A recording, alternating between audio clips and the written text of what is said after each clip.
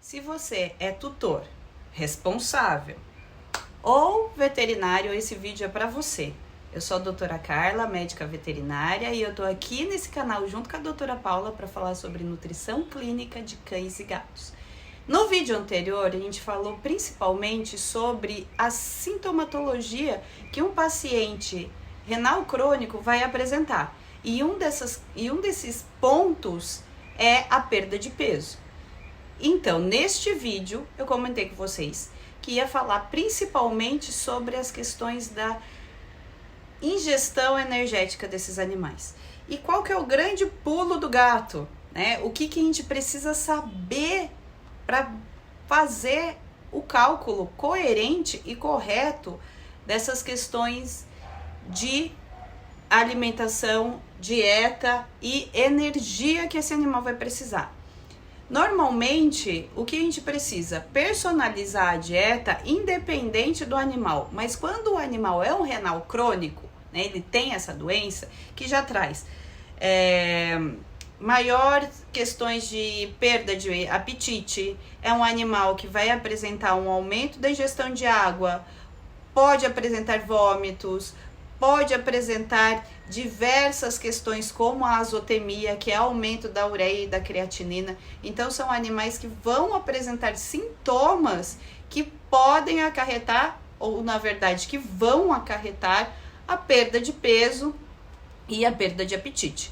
E por esse motivo, a longevidade do animal, ele depende principalmente dessa questão do cálculo da dieta base desse animal. Pode parecer muito simples, mas não é. É necessário uma visão mais clínica para essa questão, um melhor direcionamento, e nutrólogos muito bem orientados e também néfros bem orientados pode fazer essa questão dos cálculos. Isso independente se o animal vai ser colocado num aporte de uma dieta coadjuvante, né, que é uma dieta de uma alimentação específica, por isso que a gente chama de coadjuvante, ela vai ajudar no quadro clínico desse animal. Se é necessário a gente usar a ração, ou se vai ser necessário a gente usar uma alimentação natural, isso independe para o cálculo que a gente vai fazer, porque o cálculo ele já está levando em consideração que esse animal está numa dieta adequada para o problema que ele tem. E o que a gente precisa numa dieta adequada desses animais? Já falamos no vídeo anterior, mas vamos reprisar aqui, né, de uma forma bastante simples. Esse animal precisa de uma proteína de alta digestibilidade, ou seja, que num volume menor de proteína, né, num volume menor, por exemplo, de uma carne, ele consiga uma ingestão de uma porcentagem de proteína bastante adequada.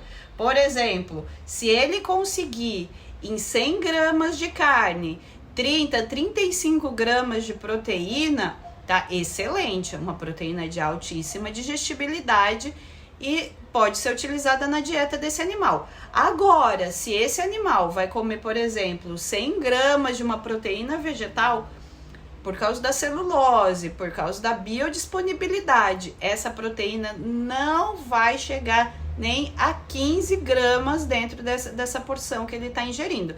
Então, quando a gente pensa nisso, a gente tem que ponderar quais elementos a gente vai pôr na dieta desse animal. Né? Isso é um ponto extremamente importante. E esse equilíbrio na dieta é o que vai trazer a qualidade. Do mesmo jeito, vou escolher uma ração coadjuvante para animais com doença renal crônica. Em qual estágio da doença renal crônica esse animal vai estar? A gente tem estágio 1, estágio 2, estágio 3, estágio 4. Quando é um cão, logo no estágio 1, a gente já precisa fazer alterações de dieta. Quando é um gato, normalmente a gente começa com uma alteração gradativa para alimentações que tenham uma quantidade de fósforo um pouco menor, até porque as dietas renais, para a questão de manter o quadro calórico da ração, é colocada mais gordura nessa dieta. E alguns animais acabam apresentando desconforto gastrointestinal, gases, pode acarretar uma maior questão de vômito. Então, tudo isso tem que ser levado em consideração. Mas pensando, né, partindo do ponto que esse animal está já na dieta coadjuvante adequada, ração ou alimentação natural, não é aí que a gente para, tá? A gente tem que dar continuidade no nosso processo. Não é chegamos no ponto de o animal já está na dieta renal, agora a gente pode parar. Não, nós não podemos parar. Esse animal vai precisar fazer todo esse cálculo de ingestão calórica, e no cálculo de ingestão calórica a gente leva algumas questões em evidência para fazer esse cálculo. Quem aqui ainda não viu, doutora Paula fez um vídeo aqui só sobre obesidade e falando sobre score corporal e score muscular. Então, um dos pontos que a gente precisa, e gente, é por isso que todos os vídeos aqui, eles estão assim, engatilhados um no outro. É extremamente interessante para você ter mais informação, assistir os vídeos, porque a gente faz eles numa cronologia para que vocês tenham respaldo e informação sobre tudo, tá? Então, pontos importantes quando a gente pensa na questão do cálculo. A gente tem que saber o score muscular, ou seja, quanto de musculatura esse animal está tendo, porque a gente falou da sarcopenia do vídeo passado. Animais insuficientes renais, né, ou animais com doença renal crônica, que é a terminologia utilizada atualmente, ele tem perda da musculatura, que é a sarcopenia, né? Dito isso, tem que ver como está a questão muscular desse animal. A gente precisa saber qual é o score corporal dele. Esse animal, ele tá subalimentado? Ele tá muito magro? Ele tá sobrealimentado? Tá obeso? Ele tá no nosso score ideal, que é o 5? Isso tem que ser levado em consideração. Ah, é um animal que tá no score adequado, ou que tá levemente subalimentado, ou levemente sobrealimentado. Isso é colocado no cálculo. Porque o que a gente visa? Que esse animal não perca peso. E se ele tá um pouco subalimentado, talvez ele precise ingerir um pouco mais de calorias, né? Porque ele tá um pouquinho magro do que devia. Agora, se ele tá um pouco sobrealimentado, um pouquinho acima do peso, talvez a gente nem mexa. Normalmente a gente nem mexe, porque vai ter picos de perda de apetite, vai ter picos que esse animal vai ter vômito, desconforto, um pouco mais apático. Então a gente pensa sempre em manter esse animal um pouquinho mais fortinho, vamos dizer assim, um pouquinho mais fortinho, para que a gente tenha uma qualidade maior de vida para esse animal. Porque se a gente deixar esse animal com baixa energia, pouca alimentação, ou alimentação com um número de calorias inadequada, uma fonte proteica inadequada, o aumento da taxa de mortalidade desses animais é muito grande, porque primeiro a gente tem o aumento da morbidade, que é um número maior de animais que apresentam a doença, que ficam doentes, mesmo visivelmente doentes, e a gente não consegue mais reverter, porque a doença renal crônica é uma lesão dos néfrons, que é a unidade funcional do rim, e essa unidade funcional, né, que é o que filtra, que faz a taxa de equilíbrio eletrolítico, né, que são o potássio, fósforo, sódio, cálcio, né, desses minerais no organismo, acaba que fica debilitado, descompensado e acaba passando tudo isso no rim e eliminado via urina, tá? Então esse é um ponto importante e esses animais, eles precisam ser avaliados nessas questões. E o que a gente precisa para ter a qualidade? Fechamos. O animal, a gente já viu o score. Nível de atividade física desse animal. Se ele é um animal mais ativo, né? Se ele é menos ativo. A questão da idade física desse animal. A idade cronológica desse animal também tem que ser levado em consideração. Então, fizemos todos os cálculos. De acordo com o score muscular, de acordo com o score físico e também de acordo com o nível de atividade, o estágio que ele tá da doença renal crônica e também direcionado à idade física e à idade cronológica desse animal. Pronto, paramos por aí? Não. Não é aí que termina.